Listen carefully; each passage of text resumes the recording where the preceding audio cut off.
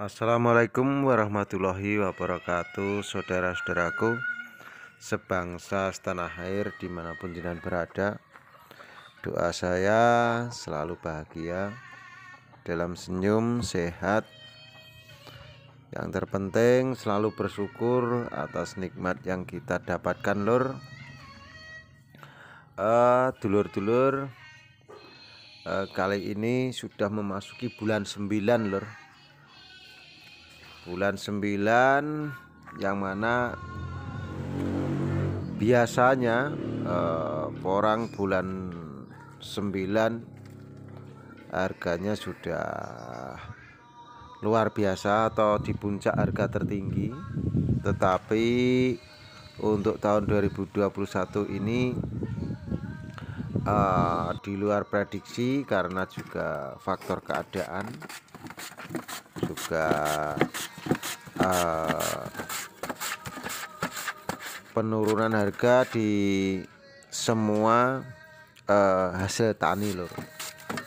Baik itu ketela di tingkat petani cuma 750, untuk bawang merah cuma 11-12, untuk lombok atau cabai itu cuma 6.000 sampai 8.000. Itu jauh dari prediksi. Begitu juga penurunan di tingkat porang, lur. Untuk tahun ini tinggal 6.500 sampai 7.000, bahkan porang kering tinggal 43, padahal kemarin sudah di angka 54. Jadi ya bersabar, lur, untuk khususnya petani. Mau bagaimana lagi, memang ini terjadi di semua sendi-sendi elemen ekonomi di Indonesia. Memang ini tidak kita harapkan dan ini agak pahit karena tidak sama dengan tahun 2019 dan tahun 2020 yang kebetulan waktu itu harga memang bagus.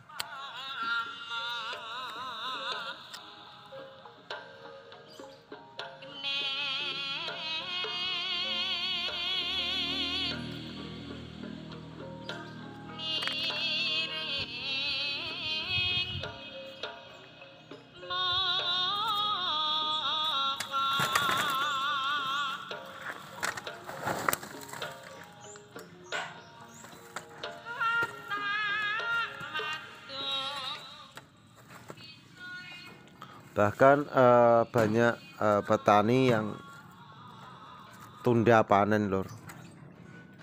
Banyak petani yang ditunda panen, cuma dipanen seperlunya begitu, enggak dipanen massal karena masih ada harapan untuk tahun depan. Semoga saja faktor corona, pandemi dan PPKM Indonesia cepat sembuh, jadi situasi normal lagi. Saya pikir kalau Indonesia normal lagi, sehat lagi, akan kembali ke sedia kala, lur. Paling tidak ya di harga 8.000 sampai 10.000 sudah bagus lah, walaupun tidak sampai 10.000 plus itu saya pikir. Dan harga kering di angka 60.000 untuk kering matahari itu sudah bagus ya. Dan ini pukulan telak bagi petani yang memang merintis tahun 19 saat boomingnya porang, baru merintis, dan saat itu kebetulan harga bibit lumayan agak mahal karena kebutuhan lebih besar dari persediaan. Tapi ketika tahun 2020 ini untuk harga bibit pun juga menyesuaikan. Tadi harga bibit pun juga turun drastis. Turun ya sekitar 55% dari tahun-tahun sebelumnya.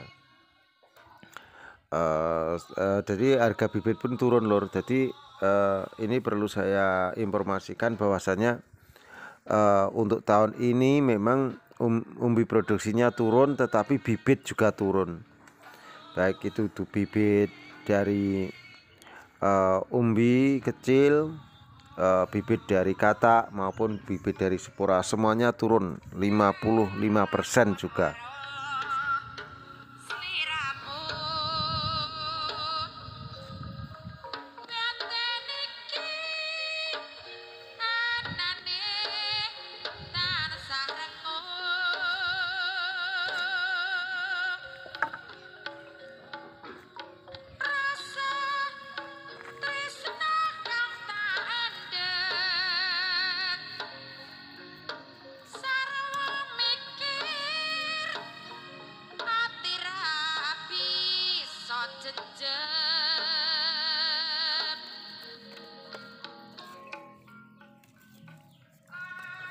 Banyak juga dulur-dulur petani yang alternatif lama dibangkitkan, yang tahun 19 dan tahun 20 itu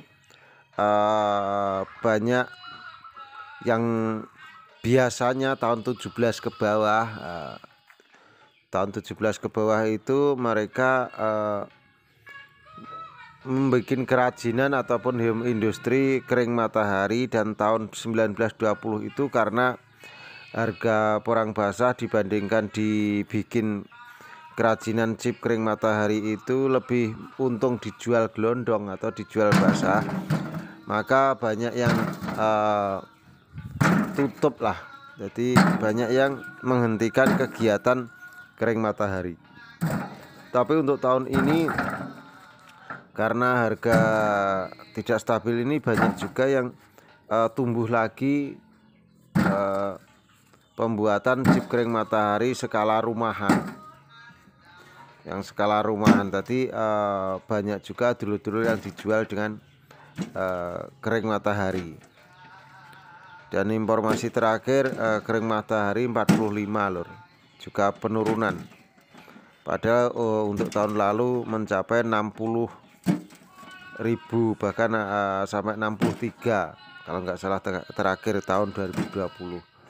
Jadi dari 63 sekarang 45-an. Dan semoga Indonesia, kuncinya Indonesia cepat pulih, cepat sembuh, ekspor impor juga lancar lagi, karena untuk saat ini juga ekspor impor kurang lancar atau dibatasi seperti itu.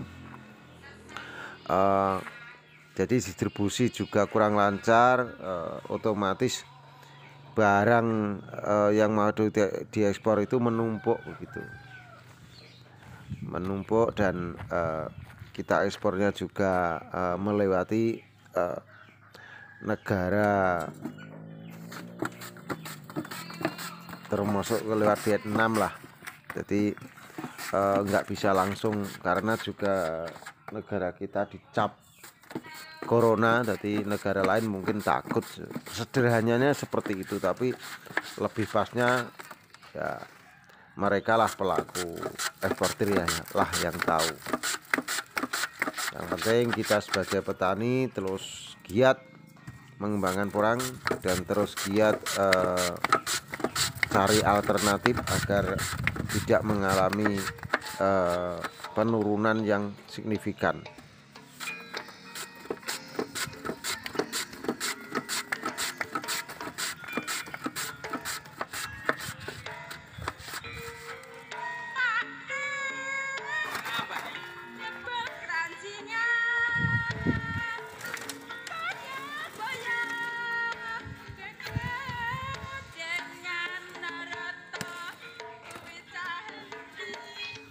Dulur, tak sedikit banyak yang dulur-dulur sekarang dengan penurunan harga ini banyak yang memanfaatkan, yaitu borong bibit lur, borong bibit, borong umbi yang seukuran spek sekilo ke bawah itu, malah mereka yang punya modal itu tanam besar-besaran. Ini perlu dicermati juga. Kenapa yang punya modal malah tanam besar-besaran terus, padahal harga lagi turun. Berarti di sini ada teka-teki yang perlu dipecahkan. Di sini ada teka-teki, berarti mungkin yang sekarang beli bibit dan tanam besar-besaran itu dia tahu celah atau masa depan kurang ini bagus. Bahkan sudah ada perhatian dari mulai dari Bapak Presiden, Ibu Gubernur, Bupati sampai ke tingkat jajaran bawah.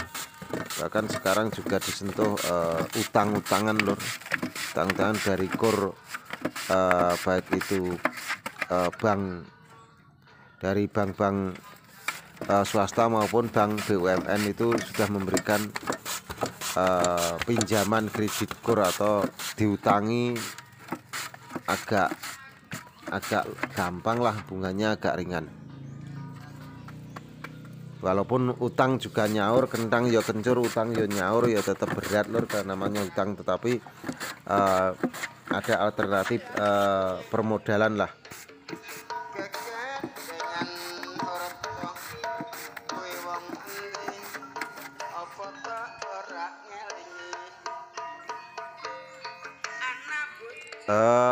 Begitu lur, semoga kita semua tetap sehat dan semoga kita semua keberhasilan bersama kita. Yang penting bersabar, bersyukur, dan tetap dalam iman, sayangi tanaman dan persiapkan bibit yang berkualitas karena sudah mendekati musim tanam.